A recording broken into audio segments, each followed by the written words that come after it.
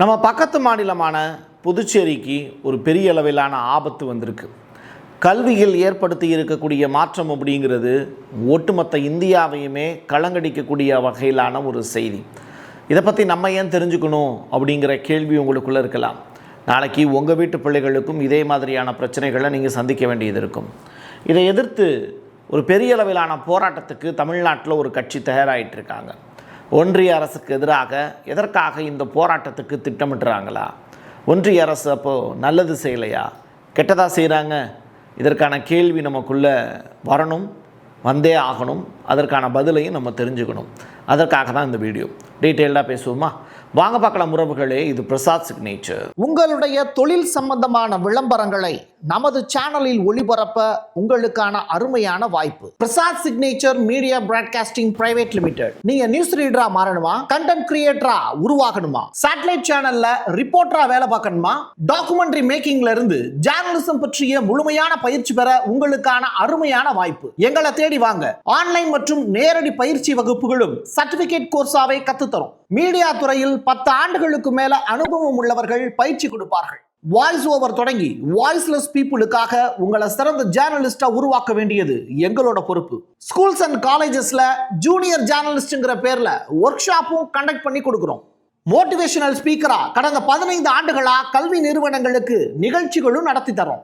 தொடர்புக்கு 9944790333 94493594 prasadsignature@gmail.com. CBSE central board of secondary எஜுகேஷனுங்கிற இந்த அமைப்பு தொடர்ச்சியாக இந்தியா முழுவதும் பல்வேறு இடங்களில் இயங்கிக்கிட்டு இருக்கு. ஏன் மிடில் ஈஸ்டில் கூட இது தொடர்பான அமைப்புகள் பள்ளிக்கூடங்களை வச்சு இயக்கிக்கிட்டு இருக்காங்க. அவங்களுக்கான எக்ஸாம்லாம் கேன்சல் ஆகிருக்கு. அது ரிலேட்டடாக கத்தார் உள்ளிட்ட நாடுகள்லாம் இன்னமும் போராடிக்கிட்டு தான் இருக்காங்க. ஈரானுக்கு எதிரான போரில் அந்த 12th 10th எக்ஸாம்லாம் கேன்சல் ஆகிடுச்சு. இது ஒரு புறம் இருக்குது. இப்போது நம்ம தமிழ்நாட்டில் பக்கத்து மாநிலமாக இருக்கக்கூடிய புதுச்சேரியில் புதியதொரு திட்டங்களை அமல்படுத்தியிருக்காங்க இந்த சிபிஎஸ்சி அப்படிங்கிற அந்த அமைப்பு. புதுச்சேரியில் சிபிஎஸ்சி பாடத்திட்டத்தின் கீழே ஃப்ரெஞ்சு மொழி பாடம் படிக்கிறதுக்கு அப்படின்னு இவ்வளவு காலம் வாய்ப்பு இருந்துச்சு. ஏன்னா இங்கே ஃப்ரான்ஸினுடைய காலனித்துவம் இருந்தது, இப்போ இல்லை. ஆனால் ஃப்ரெஞ்சு கலாச்சாரம் அப்படிங்கிறது இன்னமும் பாண்டிச்சேரியில் ஒட்டிக்கிட்டே இருக்குது. அதை யாராலையும் நீக்கவே முடியல. அது யூனியன் பிரதேசம் தானே, இன்னமும் அது ஒரு மாநிலமாக அங்கீகரிக்கலைல. அதற்குண்டான வேலையை செய்யாமல் இப்போது ஃப்ரெஞ்சுக்கான மொழி பாடம் அப்படிங்கிறத நீக்கியிருக்காங்க ஒன்றிய அரசு. இதுதான் இப்போது சர்ச்சைக்கு காரணமாக மாறி இருக்குது. இதை என்ன காரணத்துக்காக அவங்க நீக்கினாங்க, இதற்காக ஏன் திமுக பெரிய அளவில் போராட்டம் நடத்த போகிறோம் அப்படின்னு சொல்கிறாங்க அப்படிங்கிறது தான் கொஸ்டின் மார்க்கு. புதுச்சேரியில் இருக்கக்கூடிய எதிர்க்கட்சி தலைவர் சிவா புதுச்சேரியில் டிஎம்கே எதிர்க்கட்சியாக இருக்காங்க. ஒரு அறிக்கை ஒன்று கொடுத்துருக்காரு. வெகு விரைவில் இதை கண்டித்து, ஒன்றிய அரசை கண்டித்து ஒரு பெரிய அளவிலான போராட்டம் நடத்தப்படும். இது இந்தியை திணிப்பதற்கான மறைமுக முயற்சி அப்படிங்கிறது தான் டிஎம்கேவினுடைய குற்றச்சாட்டு. ஒரே வாரத்துக்குள்ளே நாங்கள் கொடுத்த உத்தரவை உங்களுடைய ஸ்கூல்ஸ் எல்லாத்துலேயும் கொண்டு வந்துடணும் அப்படின்னு சிபிஎஸ்சி அமைப்புக்கு சென்ட்ரல் கவர்மெண்ட் ஒரு உத்தரவு ஒன்று போடுறாங்க. புதுச்சேரி முழுவதும் இருக்கக்கூடிய பள்ளிக்கூடங்களில் ஃப்ரெஞ்சு அப்படிங்கிற அந்த பாடத்திட்டமே இருக்கக்கூடாது, மொத்தத்தையும் தூக்கிடுங்க அப்படின்னு. சரி, நீங்கள் இந்த குடிகாரர்களுக்கெல்லாம் டாஸ்மாக் அப்படிங்கிற ஒரு விஷயத்தை ஓப்பன் பண்ணி வச்சுருக்கீங்கல்ல, அதை எந்த விதமான அனௌன்ஸ்மெண்ட்டுமே இல்லாமல் வித்தின் 7 days எல்லா டாஸ்மாக்கையும் க்ளோஸ் பண்ணுறேன் அப்படின்னு நீங்கள் ஒரு அனௌன்ஸ்மெண்ட் கொடுத்தீங்கன்னா அதை டாக்டர்ஸ் எல்லோரும் எதிர்ப்பாங்க. ஏன் படித்த டாக்டர்ஸ் எல்லாம் எதுக்குறாங்க? 7 நாளைக்குள்ளே திடுதுப்புன்னு ஒரு மாநிலம் முழுவதும் ஒரு பெரிய அளவிலான மாற்றத்தை ஏற்படுத்தினா இதுவரைக்கும் குடிச்சுக்கிட்டு இருந்தவங்க பைத்தியக்காரனாக மாறிடுவான், மனநல ரிலேட்டடான பாதிப்புக்கு உள்ளாயிடுவான். அப்போது சொசைட்டிக்குள்ளே ஒரு விஷயத்தை கொண்டு வரும்போது மக்களுடைய கருத்துக்கள் இங்கே கேட்கப்படணும். அப்படி கேட்கப்பட்டுச்சா அப்படின்னு கேட்டால் கிடையாது. இது சர்வாதிகார போக்குங்கிறது நிச்சயமாக தெளிவாக தெரியுது. ஒன்றிய அரசு சமஸ்கிருதத்துக்கு ஆதரவாகவும் ஹிந்திக்கு முழுமையான ஆதரவாகவும் தொடர்ச்சியாக செயல்பட்டு ஃப்ரெஞ்சு அப்படிங்கிற அந்த வார்த்தையை ஒட்டுமொத்த இந்தியாவில் இருந்தும் தூக்கி எறிவதற்கான பெருமுயற்சியில் ஈடுபடுறாங்க. இவங்களுக்கு ஃப்ரெஞ்சு மீதான கோபம் அல்ல, சமஸ்கிருதத்தின் மீதான பாசமும் இந்தி மீதான காதலும் தான் காரணம். இப்போது 7 நாளைக்குள்ளே இதை அமல்படுத்துறதுக்கு கெடு விதிச்சதுனால பெற்றோர்களும் மாணவர்களும் இதை எதிர்க்கிறாங்க. ஒன்றிய அரசுக்கு எதிராக குரல்களை பதிவு செய்து வருகிறார்கள். இந்தியாவில் 22 அங்கீகரிக்கப்பட்ட மொழிகள் இருக்குது. இதையெல்லாம் படிக்கிறதுக்கான வாய்ப்புகளை சிபிஎஸ்ஆல கொடுக்க முடியாது. ஏன்னா திறமையற்ற அரசில் அவங்க, அதனால் அப்படித்தான் அந்த வேலையை செய்வாங்க. அது மட்டும் கிடையாது, 6ஆம் வகுப்பிலிருந்து 2026-27 கல்வியாண்டில் 6ஆம் வகுப்பில் இருந்து படிக்கிற எல்லாருக்குமே மும்மொழி கொள்கை அப்படிங்கிற பேரில் இந்திய கட்டாய பாடமாக கொண்டு வந்து திணிச்சிருக்காங்க. அப்போ இந்திங்கிறது இங்கே என்ன பண்ணுது? திணிக்கப்படுது. இந்திங்கிறது ஒரு முழுமையற்ற மொழி அப்படிங்கிறது தான் உண்மை. எழுத்து வடிவங்களும் சரி, பேச்சு வழக்கிலையும் சரி, அது முழுமையடையாத ஒரு தாயினுடைய கர்ப்பப்பையில் குறை மாசத்தில் பிறந்த குழந்தைன்னு சொல்லுவாங்க. அதுக்கு மூளை வளர்ச்சி அடையாது, உடல் பாகங்கள் பெரிய அளவில் வளர்ச்சி அடைஞ்சிருக்காது. கிட்டத்தட்ட அது வாழ்வதும் சாவதும் நரகத்துக்கு சமமானதும்பாங்க. அப்படிப்பட்ட ஒரு அரைகுறையான குழந்தைய ஒன்றிய அரசு பெற்றெடுத்து இன்னைக்கு ஒய்யாரமாக இன்னைக்கு நாடு முழுவதும் பரப்பிக்கிட்டு இருக்கு. காரணம் என்னென்னா, நீங்கள்லாம் முட்டாளாக இருந்தீங்கன்னா மட்டும்தான் அந்த அறிவாளிகள்னு நினைக்கக்கூடிய அந்த நபர்கள் மேலே உக்காந்து நமக்காக ஒதுக்கப்படக்கூடிய நிதியை எல்லாத்தையும் திருட முடியும். நல்ல திருடர்களாக இருக்கக்கூடிய பாஜக அப்படிங்கிற அந்த அரசு ஒட்டுமொத்த மக்களையும் கிறுக்கைங்களாம் நினச்சிக்கிட்டு இந்த மாதிரியான வேலையை செய்கிறாங்க. இதற்கு நம்ம கண்டனம் தெரிவிக்கலை அப்படின்னா நாமும் ஊனமுற்ற குழந்தைகள் அப்படிங்கிற அந்த வரிசையில் வந்துடுவோம். ஸோ நீங்கள் அறிவாளிங்களா இல்லை ஊனமுற்றவர்களா அப்படிங்கிறத நீங்களே முடிவு பண்ணுங்கள். இந்த ஒன்றிய அரசுக்கு எதிராக போராட வேண்டிய காலகட்டத்தில் தான் நம்ம வாழ்ந்துக்கிட்டு இருக்கோம். மும்மொழி கொள்கை அப்படிங்கிறது தமிழ்நாட்டில் இருக்கா? 2 மொழி தான், ஒன்று தமிழ், ஒன்று ஆங்கிலம். இந்த 3வது மொழி கொள்கை அப்படிங்கிறத தமிழ்நாட்டுக்குள்ளே கொண்டு வராத அப்படின்னு காலங்காலமாக நம்ம சொல்லிக்கிட்டு இருக்கோம். புதுச்சேரியில் கொண்டு வந்திருக்காங்க. கேட்க நாதியற்ற ஒரு சமூகமாக புதுச்சேரி மக்கள் மாறிட்டாங்களா? அதனால தான் இந்த சம்பவங்கள்லாம் இங்கே நடக்குதா? அப்போ புதுச்சேரி மக்களுக்கு மானமோ வீரமோ கிடையாதா? இந்த கொஸ்டின் நமக்குள்ளே வரும்ல. எதற்காக பிரசாத் இவ்வளவு கோபமும் இவ்வளவு தாபமும் பண்ண வேண்டியது இருக்குது? கொடுக்குற பாடத்தை படிச்சுட்டு போக வேண்டியதானே? படிப்பு தானே, எல்லாமே படிப்பு தானே அப்படின்னு நீங்கள் கேள்விகள் கேட்கலாம். 1ஆம் கிளாஸில் இருந்து 5ஆம் கிளாஸ் வரைக்கும் ஒருத்தன் உன்னுடைய தாய்மொழியில் எந்த அளவுக்கு ரொம்ப வேகமாக கல்வி கற்கிறானோ, அதை எந்த அளவுக்கு வாசிக்க தெரியுதோ, எந்த அளவுக்கு பேச தெரியுதோ, அவனுடைய அறிவு தான் சிறந்த முறையில் 100% வந்து நல்ல சிறந்த அறிவாளனாக அவன் வாழ முடியும் அப்படின்னு சொல்கிறாங்க. அப்போ இங்கே தாய்மொழி அவசியமாக இருக்குது. நீங்கள் தாய்மொழி இல்லாத மற்ற மாநிலங்களில் கொண்டு போய் உங்களுடைய அறவேக்காட்டுத்தனமாக இருக்கக்கூடிய இந்தி மொழியை திணிக்கிறதுனுடைய விளைவு ஒரு சமூகமே பால்படும். அதுக்கு உதாரணம் வேணும்னா, புதுச்சேரியில் காரைக்கால் அப்படின்னு ஒரு பகுதி இருக்குது. அங்கே தமிழ்நாட்டினுடைய பாடத்திட்டம், சமச்சீர் பாடத்திட்டம் சொல்லிக் கொடுக்குறாங்க. மாக்கே அப்படின்னு ஒரு பிராந்தியம் இருக்குது. அங்கே கேரளாவினுடைய பாடத்திட்டம் சொல்லிக் கொடுக்கப்படுது. ஏனாம் அப்படின்னு ஒரு பிராந்தியம் இருக்குது. அங்கே ஆந்திராவுக்கான பாடத்திட்டம் சொல்லிக் கொடுக்கப்படுது. அப்போது இங்கே எல்லாமே கடைபிடிக்கக்கூடிய நடைமுறைங்கிறது அங்கே வாழக்கூடிய நிலத்திற்கு ஏற்ற மாதிரி, அங்கே வாழக்கூடிய சூழலுக்கு ஏற்ற மாதிரி அவங்களுடைய அந்த மக்கள் அவங்களுடைய தாய்மொழியில் கல்வி கற்பதற்கான வாய்ப்பு அங்கே இருக்குது. தனியார் பள்ளிகளில் முதற்கொண்டு தனியார் பள்ளிகளில் தமிழ்நாடு அரசினுடைய மெட்ரிக் பாடத்திட்டமும் அமல்படுத்தப்பட்டிருக்குங்கிறது கூடுதல் தகவல். இப்படி இருக்கும்போது சிறந்த கல்வி அப்படிங்கிறத மக்கள் தேர்ந்தெடுக்கிறாங்க. நீ அதில் போய் ஏதோ ஒரு விஷயத்தை திணிக்கிறீல, உனக்கு வேணும்னா இந்தியை நீ படிச்சுக்கோ, எங்கள் மேலே ஏன்டா இந்தியை திணிக்கிறீங்கிற கேள்வியை நம்ம கேட்போமா இல்லையா? ரங்கசாமி, கோவிந்தசாமி மாதிரியான ஆட்கள்லாம் வந்து புதுச்சேரியில் இப்போது ஆளுங்கட்சியாக இருக்காங்க. பாஜகவினுடைய அடிவரடியாக இருந்து அவங்க இப்போது ஆட்சி நடத்திக்கிட்டு இருக்காங்க. சரி, இப்போது புதுச்சேரியில் ஏற்கனவே அரசு பள்ளிகளில் மட்டும் 1லேருந்து 5ஆம் வகுப்பு வரைக்கும் சிபிஎஸ்இ பாடத்திட்டம் கடைபிடிக்கப்பட்டுக்கிட்டு இருந்துச்சு. கடந்த 2024-2025 ஆண்டு கல்வியாண்டில் அரசு பள்ளிகளில் புதிய கல்வி முறையையும் கொண்டு வந்துட்டாங்க. இந்த புதிய கல்வி முறைக்கு எதிராகவே, கல்விக் கொள்கைக்கு எதிராகவே பயங்கரமாக குரல் கொடுத்தவங்க தமிழ்நாடு தான். ஸோ இப்போ முழுமையாகவே சிபிஎஸ்இ பாடத்திட்டம் அங்கே கொண்டு வந்துட்டாங்கங்கிறது தான் வேதனைக்குரியது. அப்போது இங்கே சமச்சீர் அடிப்படையிலையும் சரிவிகித உணவு அப்படிங்கிற அந்த வார்த்தைகளுக்கு எதிராகவும் தொடர்ச்சியாக அங்கே ஆளக்கூடிய அரசு மத்திய அரசுக்கு ஜால்ரா போடுதுங்கிறது தான் இதை பார்க்கும்போது நம்ம புரிஞ்சுக்க முடியுது. பிரச்சனை என்ன தெரியுமா? புதுச்சேரியிலேருந்து அதிகமான அளவில் யூபிஎஸ்சி தேர்வு எழுதக்கூடிய மாணவர்களுடைய எண்ணிக்கை ஜாஸ்தியாச்சுங்க. ஐஏஎஸ், ஐபிஎஸ் இந்த மாதிரியான அரசு அதிகாரிகளாக தேர்வு செய்வதற்கு தகுதியுடைய நபர்களாக புதுச்சேரியிலிருந்து ஏகப்பட்ட மாணவர்கள் கடந்த 5 இருந்து 15 ஆண்டுகளுக்கு மேலே தேர்வாகிட்டே இருந்தாங்க. இது மத்திய அரசுக்கு கண்ணில் உறுத்திக்கிட்டே இருந்தது. ஸோ ஒரு யூனியன் பிரதேசத்தில் இருந்து எப்படி இவ்வளவு சிறந்த அறிவாளிகள் நம்முடைய மாநிலங்களில் வந்து போஸ்டிங்கில் வந்து உட்காடுறாங்க, அப்போது இவனை எப்படி முட்டாளாக்குறதுன்னு யோசிக்கிறாங்க. எட்ரா சமஸ்கிருதத்தை அப்படின்னு சொல்லி அந்த சமஸ்கிருதம் அப்படிங்கிற மொழியை கொண்டு வந்து திணிக்கிறதுக்கு ட்ரை பண்ணுறாங்க. சரி, சமஸ்கிருதம்ங்கிறது பேச்சு வழக்கிலேயே இல்லையே, இதை கொண்டு வந்து ஸ்ட்ரெயிட்டாக திணிச்சோம் அப்படின்னா இவங்க ஏற்றுக்க மாட்டாங்க. அப்போது ரெண்டாவது அது வந்து இந்துத்துவ அடிப்படையில் கொண்டு வராங்கன்னு வேற சொல்லுவாங்க. அதனால நம்ம இந்தி மூலியமாக சமஸ்கிருதத்தை திணிச்சிடணும், அதிகமான அளவில் நிதியை வந்து சமஸ்கிருதத்துக்கும் இந்திக்கு கொடுத்து நம்ம இதை பூஸ்டப் பண்ணிட்டோம் அப்படின்னா நம்மளும் வாழலாம், அடுத்தவனையும் அடிமையாக்கிடலாம் அப்படிங்கிறது தான் பெரும் கனவு.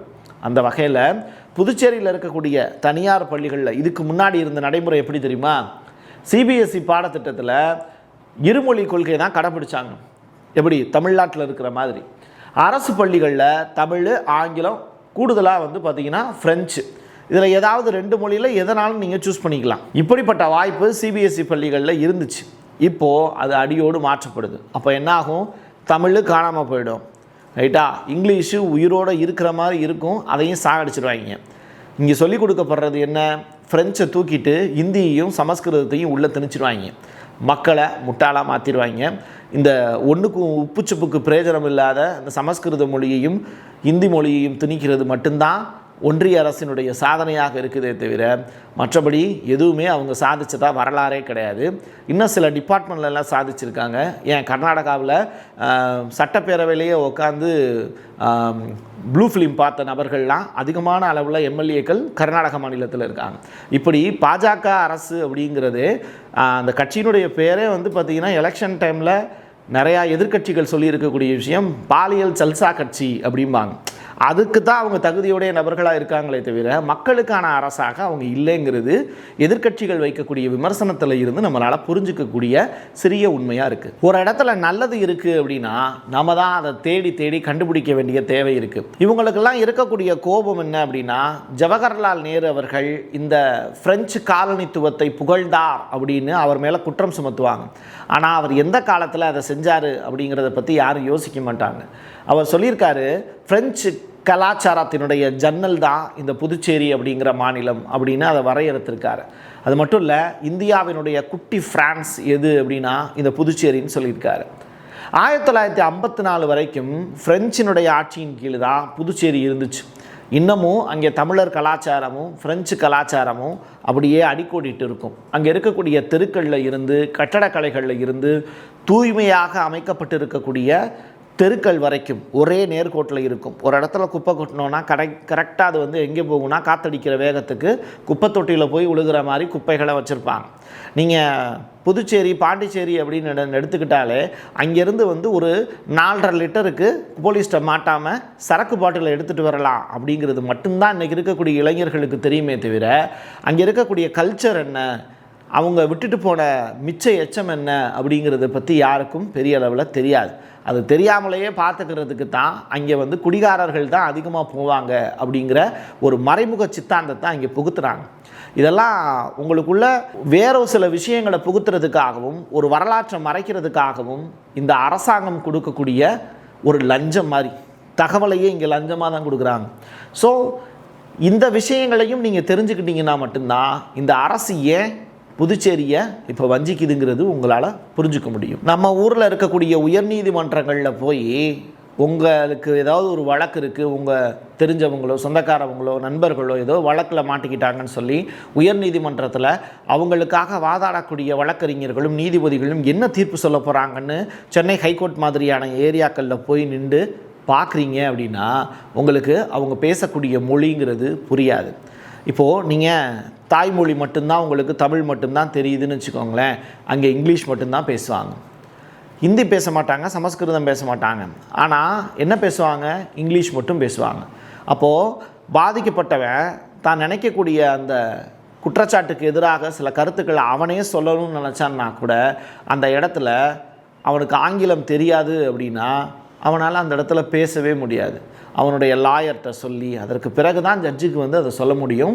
வழக்காடு மொழியாக கூட இன்ன வரைக்கும் நம்முடைய தாய்மொழி உயர்நீதிமன்றத்தினுடைய அலுவல் மொழியாக இல்லைங்கிறது ரொம்ப ரொம்ப வேதனையான விஷயம்.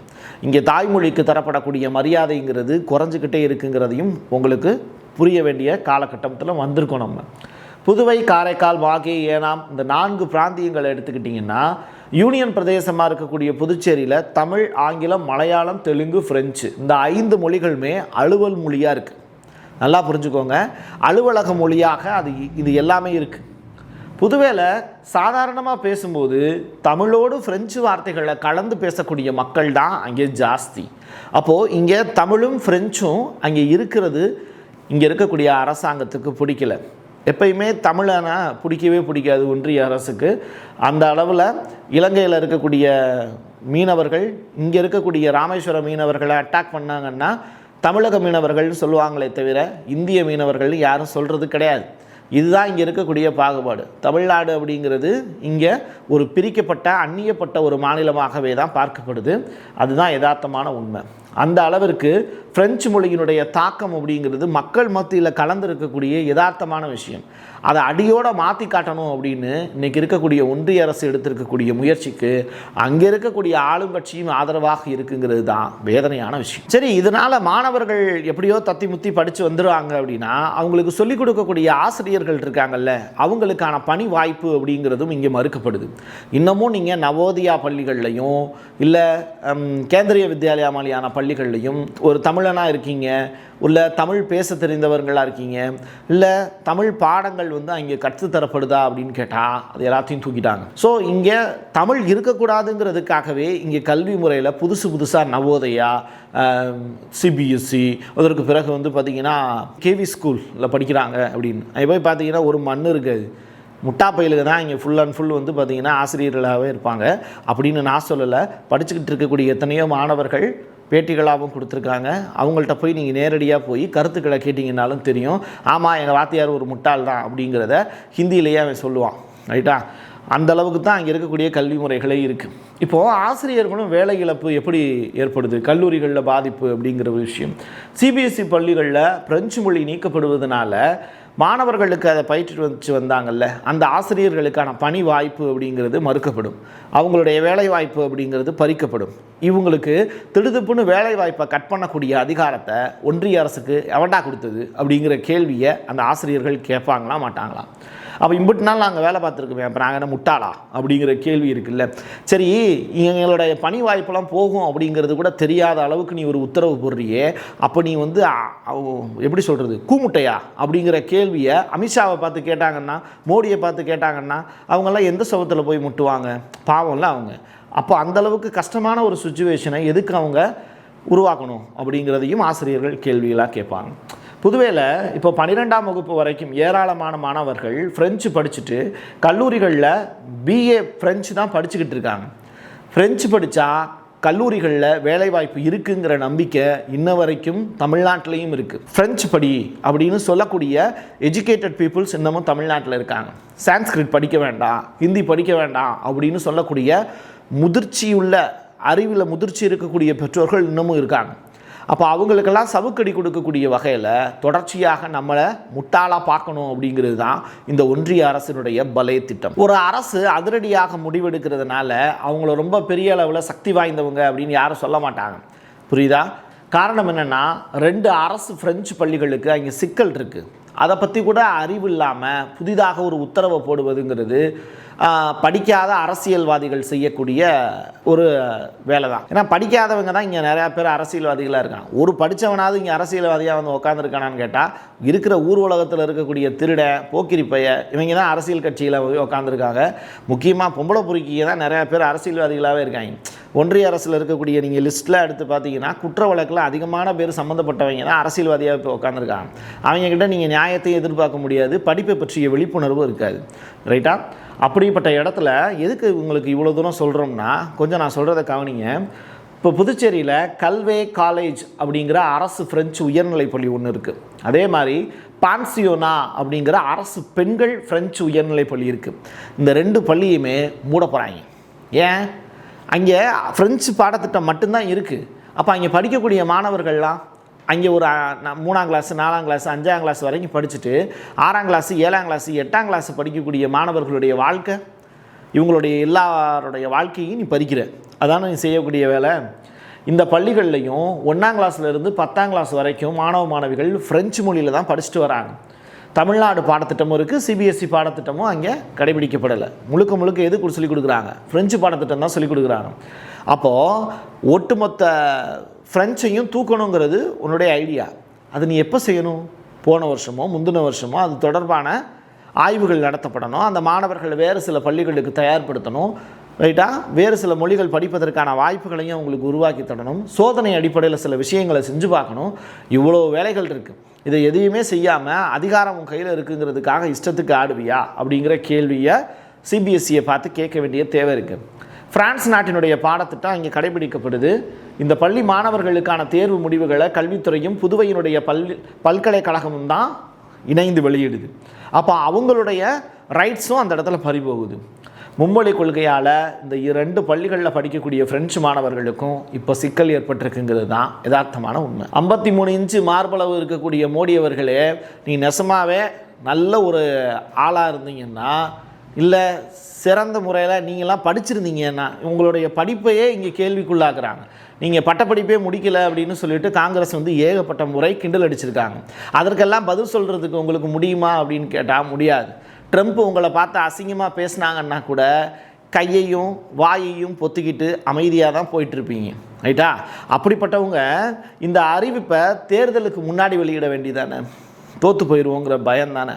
அப்போது ஏற்கனவே நீங்கள் தோற்று தான் போயிட்டுருக்கீங்க. இப்படிப்பட்ட சுச்சுவேஷனில் எலெக்ஷன் முடிஞ்சதற்கு பிறகு இந்த அறிவிப்பை வெளியிட்டு உங்கள் முன்னாடி இந்த கூடக்கும்பிடு போட்டுக்கிட்டு இருக்காருல்ல இந்த மனுஷன், இவரை வச்சு நீங்கள் ஒரு விஷயத்தை மக்களுக்கு திணிக்க பார்க்குறீங்க. யூனியன் பிரதேசமாக இருக்குங்கிறதுனால பாண்டிச்சேரியை புதுச்சேரியை தமிழ்நாடு அப்படியே கைவிட்டு விட போகிறது கிடையாது. அங்கே நிச்சயமாக எதிர்க்கட்சியாக இருக்கக்கூடிய தமிழ்நாட்டைச் சேர்ந்த கட்சிகளும் அங்கே இருக்காங்க. பெரிய அளவிலான போராட்டத்துக்கு அவங்க தயாராகிட்டு இருக்காங்க. முடிஞ்சால் தடுத்து பாருங்கள்.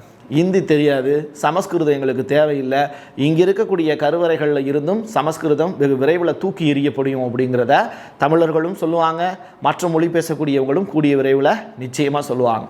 அப்படிப்பட்ட காலத்தில் நீங்கள்லாம் அமெரிக்காவுக்கே ஓட வேண்டிய காலம் வந்துருச்சுங்கிறது தான் சொல்லி நிறைவு செய்ய வேண்டிய தேவை இருக்குது. என் கையெழுத்து என் மக்களுக்கானது உறவுகளே. மீண்டும் ஒரு பதிவில் சந்திக்கலாம். நன்றி, வணக்கம். உங்களுடைய தொழில் சம்பந்தமான விளம்பரங்களை நமது சேனலில் ஒளிபரப்ப உங்களுக்கான அருமையான வாய்ப்பு. Prasad signature media broadcasting private limited. நீங்க நியூஸ் ரீடரா மாறணுமா? கண்டென்ட் கிரியேட்டரா உருவாகணுமா? சேட்டலைட் சேனல்ல ரிப்போர்ட்டரா வேலை பார்க்கணுமா? டாக்குமெண்ட்ரி மேக்கிங்ல இருந்து ஜேர்னலிசம் பற்றிய முழுமையான பயிற்சி பெற உங்களுக்கான அருமையான வாய்ப்பு. எங்களை தேடி வாங்க. ஆன்லைன் மற்றும் நேரடி பயிற்சி வகுப்புகளும் சர்டிபிகேட் கோர்ஸாவே கத்து மீடியா துறையில் 10 ஆண்டுகளுக்கு மேல அனுபவம் உள்ளவர்கள் பயிற்சி கொடுப்பார்கள். வாய்ஸ் ஓவர் தொடங்கி வாய்ஸ்லெஸ் பீப்புளுக்காக உங்களை சிறந்த ஜேர்னலிஸ்டா உருவாக்க வேண்டியது எங்களோட பொறுப்பு. ஸ்கூல்ஸ் அண்ட் காலேஜஸ்ல ஜூனியர் ஜேர்னலிஸ்ட்ங்கிற பேர்ல ஒர்க் ஷாப்பும் கண்டக்ட் பண்ணி கொடுக்கிறோம். மோட்டிவேஷனல் ஸ்பீக்கரா கடந்த 15 ஆண்டுகளா கல்வி நிறுவனங்களுக்கு நிகழ்ச்சிகளும் நடத்தி தரோம். தொடர்புக்கு 9944790333 94493594 prasadsignature@gmail.com.